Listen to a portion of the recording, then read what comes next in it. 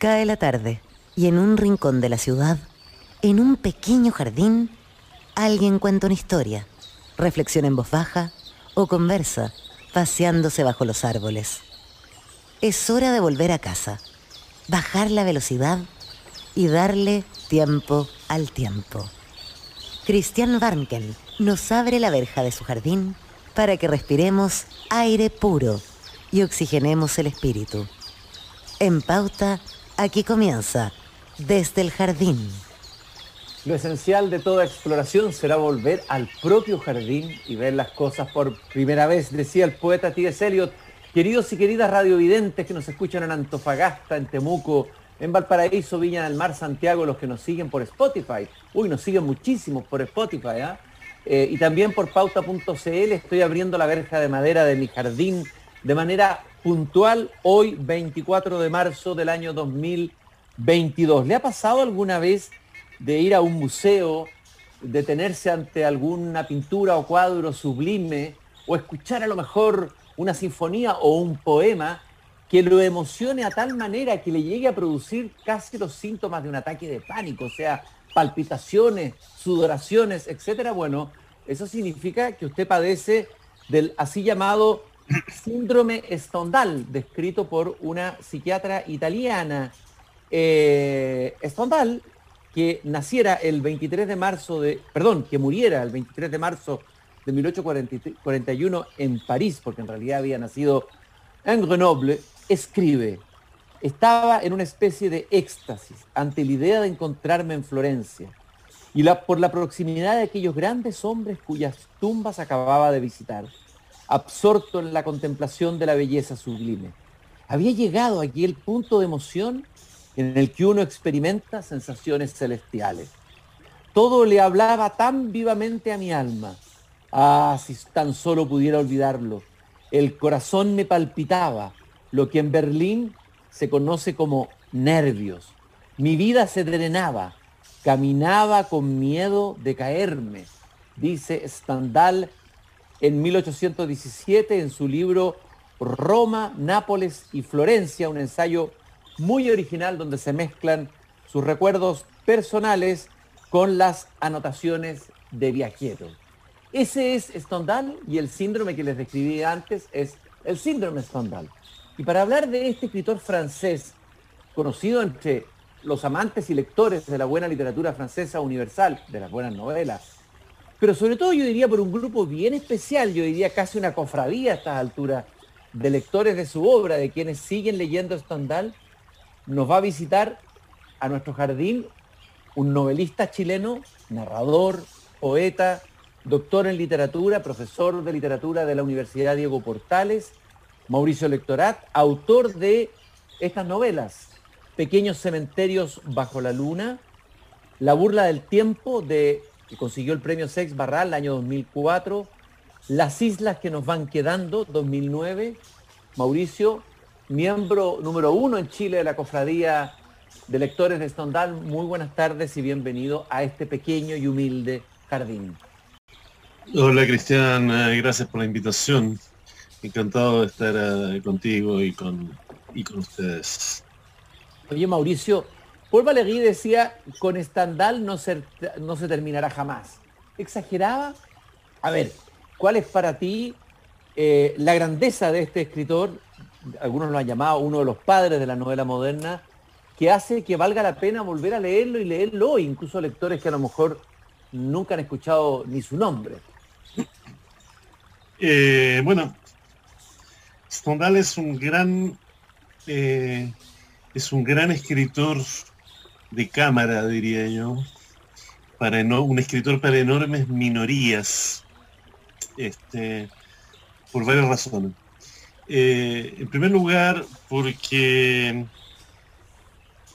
Stendhal es Stendhal, o sea, la pluma de Stendhal, el estilo de Stendhal, su ironía, su técnica narrativa, además absolutamente sorprendente y muy moderna para su época, hacen de él un escritor absolutamente apasionante. Y además tiene una manera de describir la sociedad francesa de su época, que fue una época relativamente oscura. Es decir, no olvidemos que Stendhal vive y escribe sobre todo sobre esa época llamada la Restauración, ¿verdad? Que en Francia sobreviene a la Revolución, ¿verdad? Todo lo que la Revolución consagró, hizo, instauró es, digamos, refutado y deshecho, etcétera, por la restauración borbónica, que es la restauración en el fondo de la monarquía, que va a durar bastante y va a ser un periodo bien negro porque es un periodo archiconservador, se vuelve a un conservadurismo, se pasa de esa revolución absolutamente fabulosa, libertaria, ¿verdad? Que lo cambia absolutamente todo, hasta los meses, ¿verdad? El calendario, etcétera, los nombres, refunda absolutamente todo, a una sociedad sumamente cerrada, conservadora, donde impera nuevamente la censura, donde, digamos, ejercen todas sus prerrogativas los grupos de más cercanos a la iglesia hiperconservadora de la época, además, ¿no? Entonces, Stendhal vive con la nostalgia del ímpetu revolucionario, del primer Napoleón, ¿no? Del Napoleón libertador, del Napoleón que forma un ejército de generales jóvenes, sin pedigrí, digamos, que no son aristócratas, son jóvenes pequeños burgueses y hasta muchas veces jóvenes del pueblo, etcétera, etcétera. Y ese va a ser su drama, ¿no? Vivir en esa época en buena medida. Y entonces retrata esa sociedad con una mezcla de ironía, de amargura, pero también construyendo, porque Stendhal era un romántico, era un romántico empedernido, era un enamorado del arte, ¿verdad? De la belleza, incluida y en muy primer lugar la belleza femenina. Era un tipo muy enamoradizo que tuvo un gran, una muy mala suerte en amor, ¿no? Porque se enamoraba obviamente de condesas, princesas, duquesas que lo rechazaban porque no era muy bonito, ¿no? Era más bien feo, era más bien gordito, chiquitito, talentosísimo, lo querían como amigo, pero no como amante, ¿no? Entonces él se inventa estos héroes que son Fabricio del Dongo y Julien Sorel, que es el héroe del rojo y el negro, que son jóvenes, bellos, ¿verdad? Inteligentes, cultos, arrojados, osados, porque Stendhal amaba la osadía por sobre todo, ¿no? Y que son jóvenes románticos, ¿no? De un temperamento romántico. Entonces, sus novelas tienen el vértigo de la novela de acción, de la comedia de capa y espada, por decirlo así, ¿eh? Como se conoce a la comedia, ¿verdad? De esa época, del 19, donde hay grandes cambios todo el tiempo en la trama, en las tramas narrativas, pasan cosas alucinantes, ¿no? Porque entre otras cosas los héroes de Stendhal son, como te digo, de una gran osadía, son muy arrojados, ¿no? Son muy valientes, muy osados, y incluso hay una cuestión muy, muy singular en Stendhal, que es el prototipo femenino, ¿no? Las mujeres son mujeres que hoy día diríamos empoderadas, son mujeres guapísimas, igual que sus héroes son sus heroínas, ¿no? Mujeres guapas, bellas, de un temperamento sumamente apasionado, muy inteligentes y muy cultas y con mucho poder, ¿no? Entonces es una maravilla. ¡Qué mezcla! Oye, es una maravilla. Bueno, hay varias cosas que me suscita todo lo que nos estás contando tan apasionadamente de este apasionado y apasionante escritor Stendhal. Recordemos que ese es el seudónimo literario que se llama Henri Beyle, que nació en Grenoble el 23 de enero de 1783 y falleció en París el 23 de marzo de 1841, sea como en un día de ayer. Dos cositas. Una, cuidado, que siempre después de la revolución puede venir la restauración. Eso no hay que olvidarlo nunca en la historia. Bueno, y mira, podemos encontrarnos como Stendhal añorando los periodos donde no primaba la restauración conservadora. Lo segundo, el amor.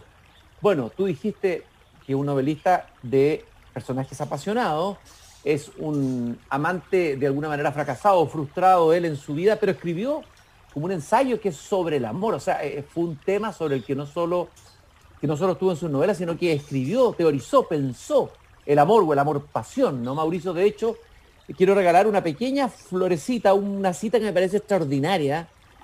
El amor es una bellísima flor, pero hay que recogerla al borde del precipicio, dijo Stendhal. Me encanta esa frase. Pero cuidado, no hay que aplicarla.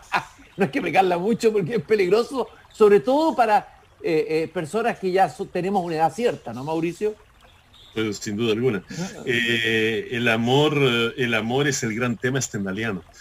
El amor y la política, ¿no? Entonces, lo que hace, para responder más sucintamente a tu pregunta primera, diría que lo que hace fascinante la lectura de Stendhal es que uno recorre la sociedad francesa de esa época con todos sus entresijos y entreveros, ¿verdad? Como te digo, partisanos, ideológicos, complots, etcétera, camarillas, grupos de presión, etcétera, etcétera, tanto revolucionarios, ¿verdad?, como hiperconservadores, a través siempre de una intriga amorosa, ¿no? Por ejemplo, un ejemplo.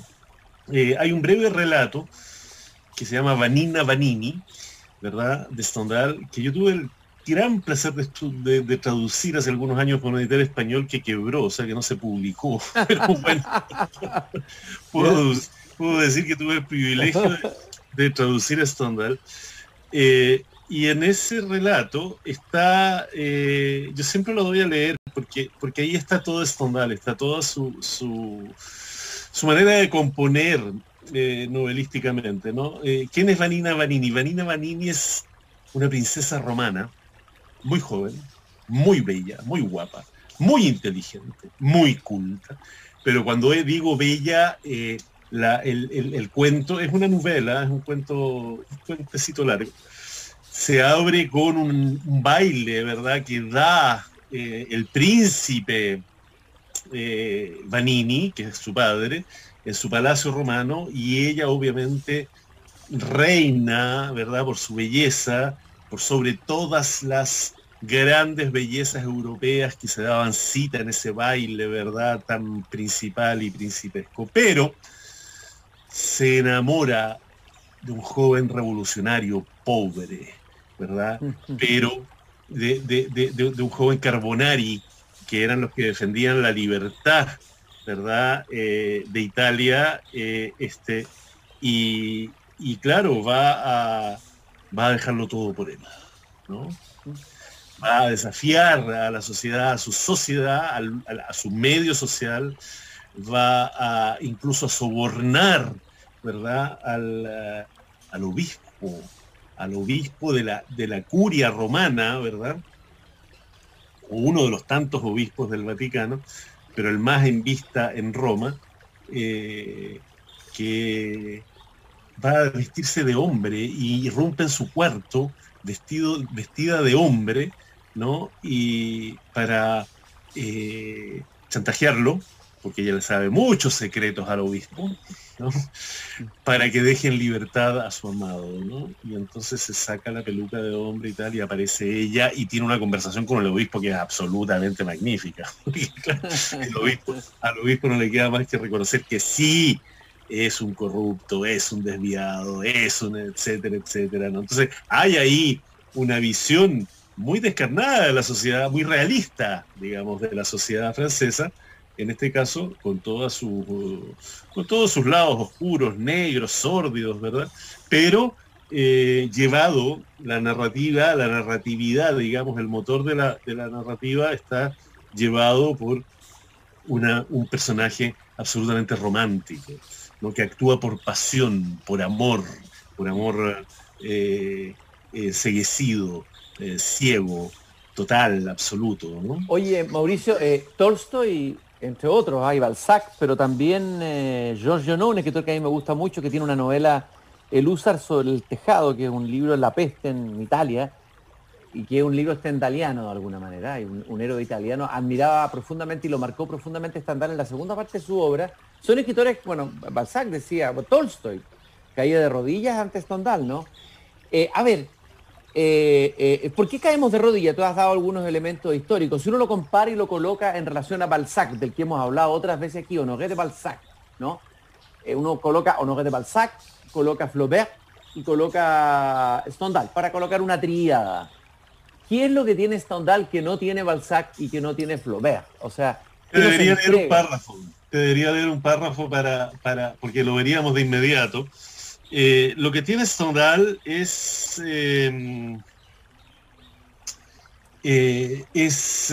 su estilo. Es la rapidez, la eficacia de su estilo narrativo, que es absolutamente extraordinario, ¿no? Stendhal escribe con la celeridad y con la eficacia de la novela negra, en el fondo, del novelista de acción del siglo XX. Y en ese sentido es un adelantado por completo a su época, porque tanto Balzac como Flaubert son novelistas muchísimo más analíticos, infinitamente más, si tú quieres, intelectuales que Stendhal. Stendhal es un novelista de acción. Es un novelista de acción en la emoción, digamos, ¿verdad? Y claro, por ejemplo, Stendhal inventa algo que después se puso muy de moda, pero más de un siglo más tarde, con Faulkner y en América Latina con Vargas Llosa, es decir, son los diálogos directos, pegados, ¿no? Sin intervención del narrador, en el cuerpo mismo del texto, ¿no? Entonces es muy rápido, es un ritmo muy rápido, muy trepidante, y siempre están pasando cosas impresionantes, alucinantes en Stendhal. En Balzac hay una mirada mucho más sociológica, ¿no? Y hay por lo demás un narrador, que es Balzac, claro, que es lo que llaman algunos críticos el narrador panóptico, o sea, el narrador que lo sabe todo sobre todo. Y te va explicando cada movimiento, cada porcentaje. Ese es Balzac, ¿no? Y va analizando, con una ironía también muy fina, con una gran inteligencia, por supuesto, con mucho sentido del humor. Pero no, ni Balzac ni Flaubert tienen el ritmo, el gusto por la intriga, el gusto de sorprender al lector sistemáticamente que tiene Stendhal. Stendhal, para darte un ejemplo, decía que, dice en carta a su hermana por ahí, que su manual de estilo literario es el Código Civil. Y que él leía todas las mañanas, antes de ponerse a escribir, 2 páginas del Código Civil. ¿Por qué? Porque el Código Civil es el ejemplo mismo del texto sintético, frase, punto, frase. Entonces, por lo demás, le dice en carta a otra, no me acuerdo a quién exactamente, dice, escriba rápido, ¿no? Escriba rápido. Entonces, tiene algo, porque además tenía una letra, en esa época se escribía a mano todavía, ¿no? Entonces, tenía una letra que los cajistas de las imprentas, porque así ocurría, tú escribías tu novela a mano, ¿verdad? Se la pasabas al editor, el editor se la pasaba al imprentero y el imprentero la leía y componía con tipografía cada palabra, cada frase, cada hoja, ¿verdad? Esa era la vieja tipografía. Bueno, los que hacían la caja, que se llamaba, la página, ¿verdad? Es una caja tipográfica, ¿verdad? Esos se llamaban cajistas, era una profesión. Y los cajistas de la época no podían entender la letra de Stendhal, no sabían qué diantres había escrito, porque tenía una letra imposible de descifrar. Y por lo tanto iba él mismo a la imprenta y dictaba sus novelas. Sí, impresionante. Todas sus novelas son dictadas. Entonces tienen el frescor del discurso hablado, de la espontaneidad del dictado. ¿no? Dime, Mauricio, siempre se critica, incluso algunos escritores lo han hecho, a los escritores decimonónicos, de ciertos ripios decimonónicos de la narración, que para un lector del siglo XXI pueden llegar a ser insoportables, que lo encuentra uno incluso en escritores gigantes como Dostoyevsky y otros, ¿no? ¿No tenía esos ripios? O sea, tú dices que esa velocidad hace que leído hoy sea un libro que pueda ser leído hoy, pasando por encima de esas diferencias en la manera de escribir y también en la manera de leer, que haga posible que un lector del siglo XXI pueda leer Stendhal con fluidez y con placer? Esa es una vasta pregunta, porque tiene que ver con cómo leemos hoy día y qué leemos hoy día.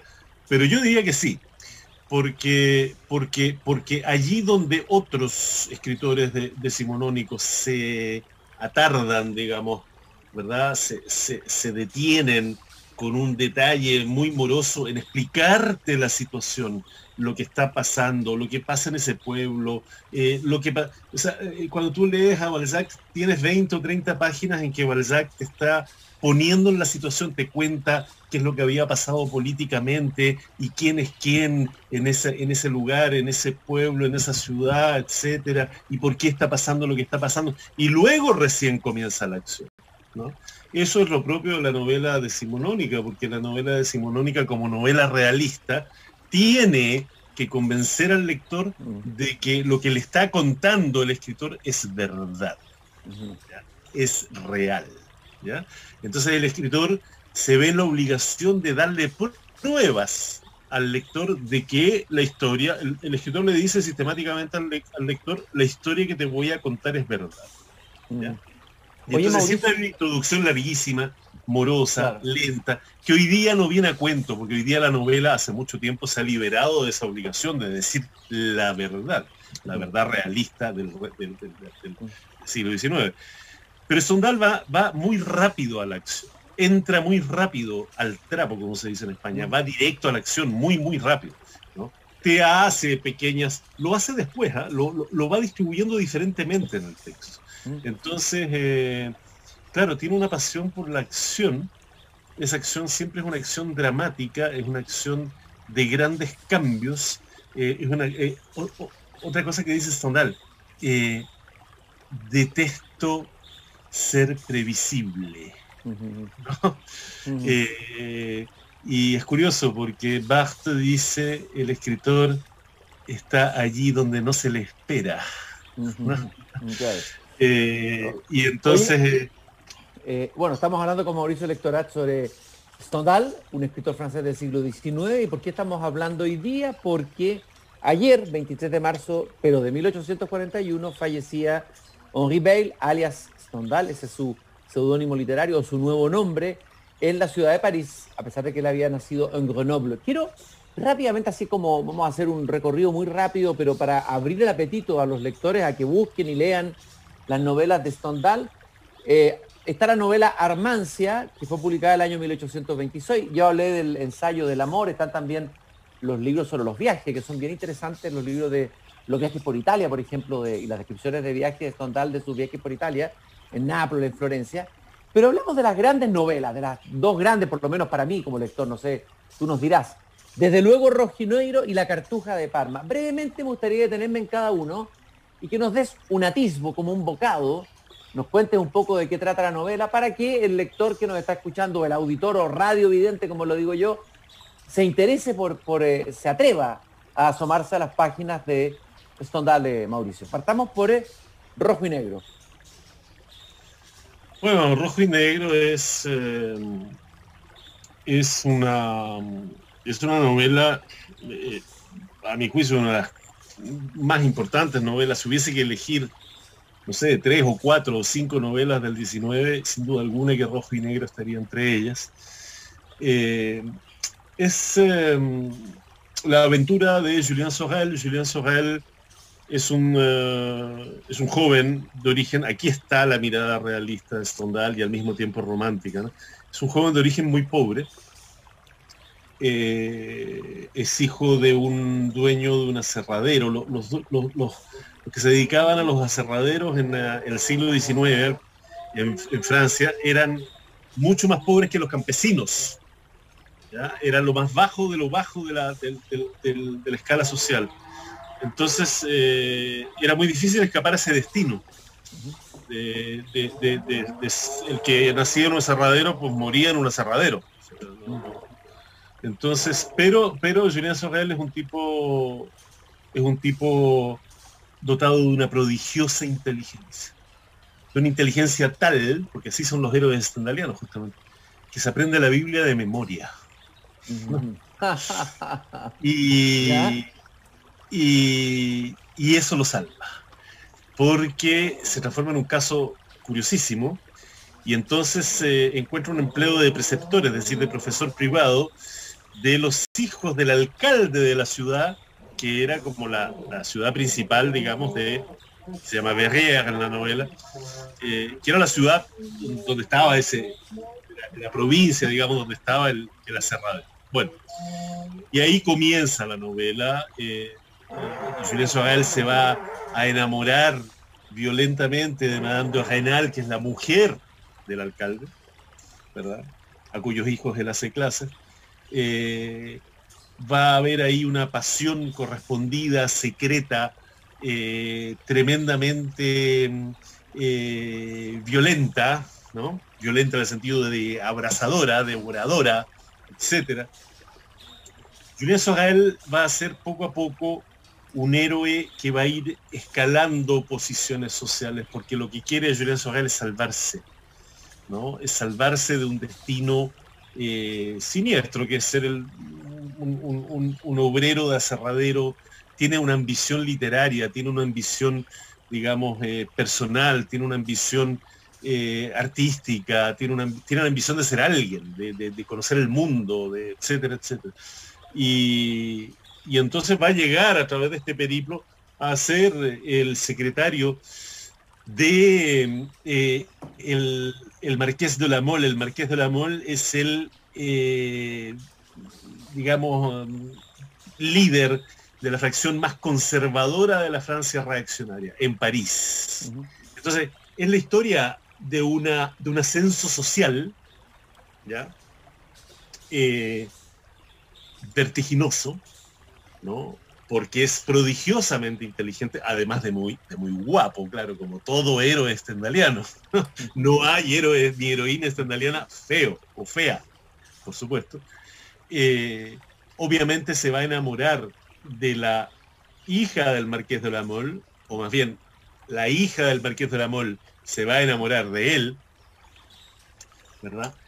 Y entonces tendrá la oportunidad de casarse con Mathilde de la Mole, que es el mejor partido de la Francia de la época. O sea, llega a la cúspide, ¿verdad? Parte de la nada, de cero, y llega a lo más alto de la escala social. Pero obviamente todo esto se ve interrumpido y se ve, digamos, abortado, por decirlo así, por el fracaso amoroso, ¿no? Oye, y Mauricio, por el ideal de Julien Sorel, que es, en el fondo de sí mismo, un revolucionario. Lleva en su pecho un escapulario escondidísimo, pero en vez de tener una imagen de la Virgen adentro, tiene una imagen de Napoleón. Pero oye, evoluciona en este medio absolutamente reaccionario, conservador, de curas reaccionarios, etc. Por eso el rojo y el negro, el rojo de la sangre, el rojo del ímpetu revolucionario, ¿verdad? Y el negro de las sotanas. nos quedó, lamentablemente, por el tiempo, nos quedó sin poder comentar La Cartuja de Parma, una novela de aventuras y romance en que el protagonista, a mí me encanta, es Fabricio del Dongo. Y brevemente, así, una frase sobre esa novela para despertar nuestro apetito. ¿Cuál te gusta más a ti, rojo y negro o Cartuja de Parma, primero que nada, de Stendhal? Yo prefiero el rojo y el negro, pero bueno, es una cuestión de preferencias, ¿eh? En materia de gusto no hay nada escrito. La Cartuja de Parma es una novela mucho más que abarca mucho más de alguna manera, mucho más vasta que el rojo y el negro. El rojo y el negro es un prodigio de novela. Porque es un retrato de la sociedad francesa absolutamente, digamos, vitriólico, por decirlo así, sin contemplaciones, ¿no? Y al mismo tiempo es una historia de amor absolutamente magnífica. Para darte un ejemplo, muy brevemente, te voy a citar una frase de Stendhal para que veas por qué hay que leer Stendhal, que es lo que me preguntabas al comienzo. Cito un pasaje muy breve de El Rojo y el Negro. Esto es lo que hizo Virginia Woolf después, lo que hizo James Joyce, lo que hizo Faulkner, lo que hizo Vargas Llosa, etcétera, etcétera. Se llama Corriente de la Conciencia. No existía en esa época. Stendhal la inventa. Mira lo que dice. Aquí está hablándose a sí mismo Julien Sorel. Dice, comillas, se va a enojar, me va a cubrir de desprecio. ¿Qué importa? Le doy un beso, un último beso, subo a mi casa y me mato. Mis labios habrán tocado su mejilla antes de morir. Volaba subiendo la escala, golpea la persiana, después de algunos instantes Matilde lo escucha. Eres tú, dice ella, precipitándose en sus brazos. Maravilloso. ¿Quién no va a querer leer la novela después de que leíste eso? Querido Mauricio, te quiero agradecer esta guía, ha sido nuestro Virgilio que nos ha guiado en el mundo de Stendhal, que no es el infierno, nos ha llevado por el paraíso de la lectura, del amor, de la pasión, de las aventuras, de los romances y también de una parte importante de la historia de Francia. Así cerramos este programa de homenaje, de recuerdo de un escritor que vale la pena volver a leer. Es una novela que se encuentra en librerías, hay traducciones, habrá unas mejores que otras, sobre todo Rojo y Negro me parece que es la que hay que volver a leer, como dice Mauricio, y ese cuento Vanina Vanini, que también valdría la pena como una especie de introducción o apertura al universo de Stendhal. Querido Mauricio, merci beaucoup, muchas gracias por habernos acompañado stendhalanianamente esta tarde aquí en Desde el Jardín, y hasta muy pronto. Muchas gracias, Cristian, gracias a ti, gracias por darme la oportunidad de hablar de este tremendo escritor que es Stendhal. Cierro, puesto que es su muerte, con su epitafio que está en su tumba, en el cementerio de Montmartre en París, que dice Arrigo Beile, está en milanés, milanese, scrisse, amo, vice, escribió, amó, vivió. Qué belleza, qué belleza. Escribió, amó, vivió. Uno apenas casi vive. Si es que nosotros nos encontramos nuevamente mañana aquí Desde el Jardín, en la repetición de un programa de esta semana que volveremos a escuchar. Siempre hacemos la antología los días viernes. Gracias por acompañarnos, queridos y queridas radiovidentes. Yo cierro la verja de mi jardín. Y no se olviden esta frase con la que cierro siempre el programa de la tarde. La frase de Voltaire. Hay que cultivar el propio jardín. Hasta mañana. Es hora de cerrar la verja de madera del jardín. Pero Christian Warnken la volverá a abrir todos los días de lunes a viernes a las 20 horas en Radio Pauta, cuando comience de nuevo Desde el Jardín.